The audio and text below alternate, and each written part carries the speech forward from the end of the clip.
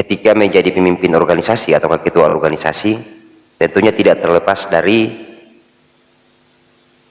bagaimana untuk memimpin rapat yang baik dan benar. Jadi kita akan coba mengkaji atau membahas seperti apa itu memimpin rapat organisasi dengan baik dan benar, agar legitimasi dari keputusan organisasi tersebut dapat kuat dan tidak dapat digugat atau dirondong oleh teman-teman yang lain yang tidak senada dengan keputusan yang didapatkan dari rapat organisasi tersebut.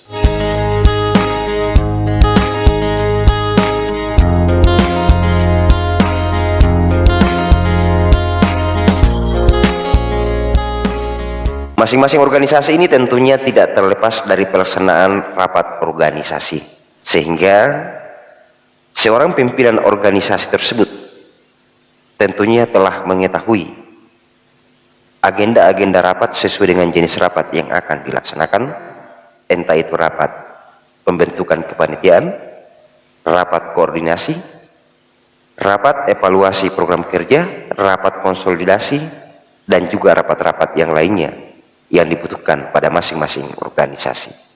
Di mana kita mengetahui bahwa pelaksanaan rapat organisasi ini tentunya diatur melalui anggaran dasar dan anggaran rumah tangga organisasi. Melalui anggaran dasar dan anggaran rumah tangga organisasi tersebut tentunya mengatur seperti apa pelaksanaan rapat organisasi. Lalu kemudian kita akan melihat seperti apa tugas-tugas pimpinan atau ketua organisasi untuk memimpin rapat, sehingga rapat organisasi tersebut dapat berjalan dengan baik dan benar dan juga efektif, mulai dari bagaimana seorang pimpinan rapat untuk membuka rapat, bagaimana seorang pimpinan rapat untuk memimpin rapat dalam agenda inti, dan bagaimana pimpinan rapat untuk menutup rapat organisasi secara resmi.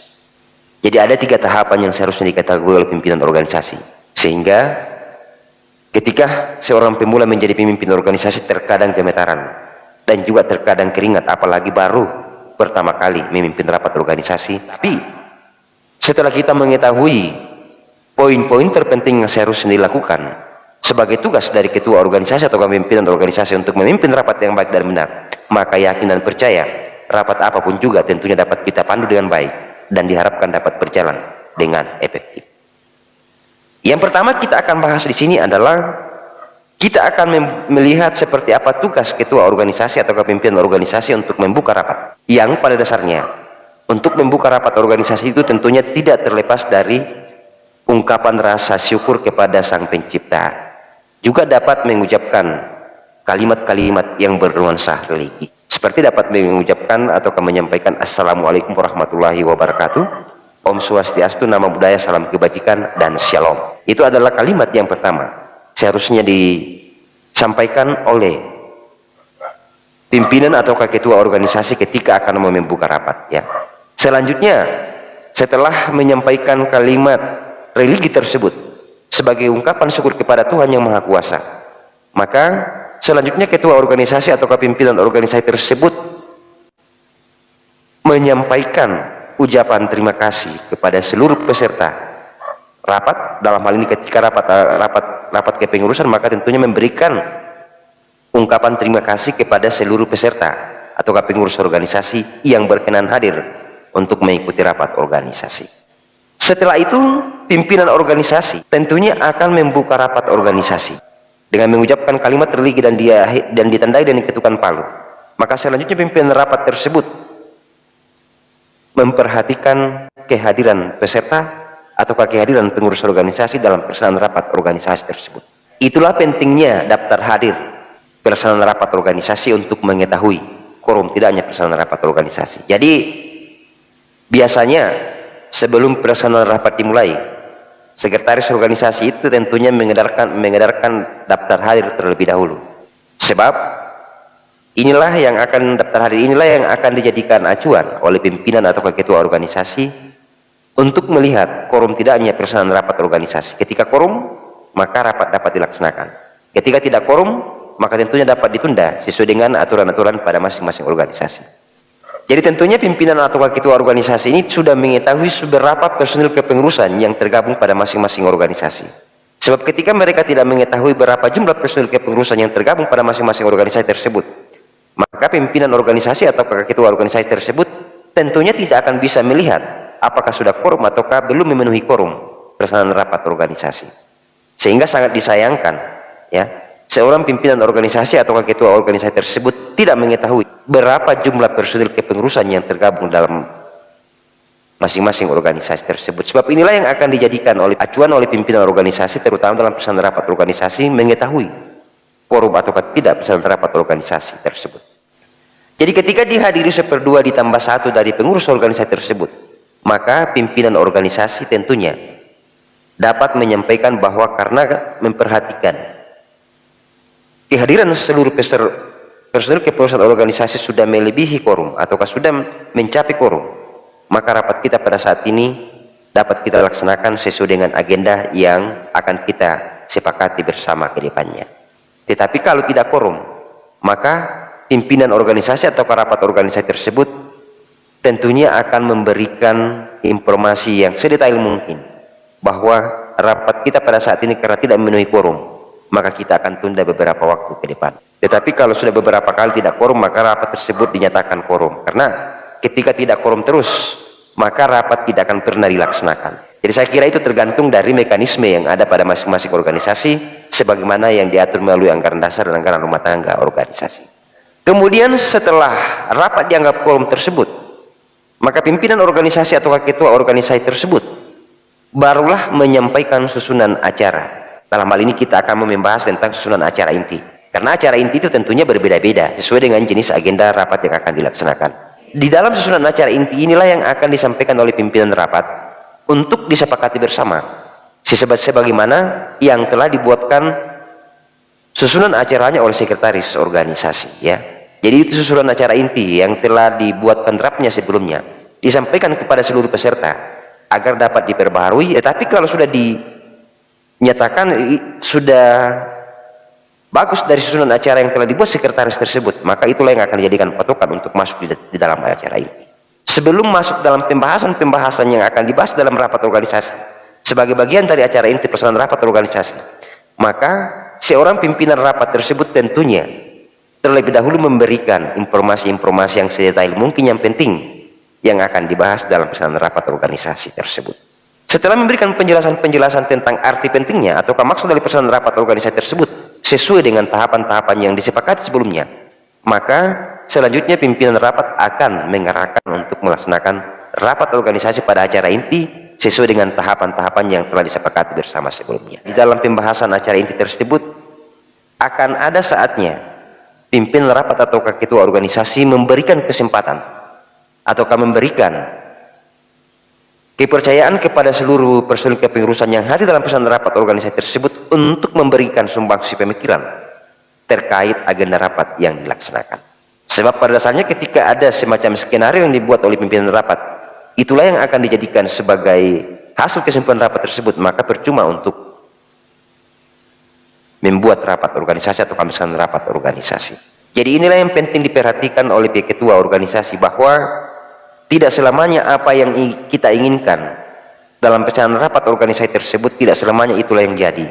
Tetapi ketika seorang pimpinan rapat itu terbuka untuk mendengarkan saran dan masukan dari seluruh peserta rapat yang akan dikaji oleh seorang pimpinan rapat, yang mana keterwakilan dari saran dan masukan dari seluruh peserta rapat tersebut yang akan dijadikan sebagai kesimpulan akhir pelaksanaan rapat organisasi.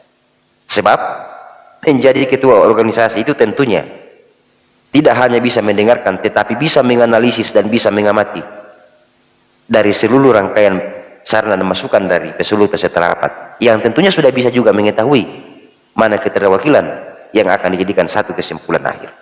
Satu persyaratan dan hal mutlak yang dapat dilakukan oleh pimpinan atau ketua organisasi tersebut adalah dapat menarik satu kesimpulan.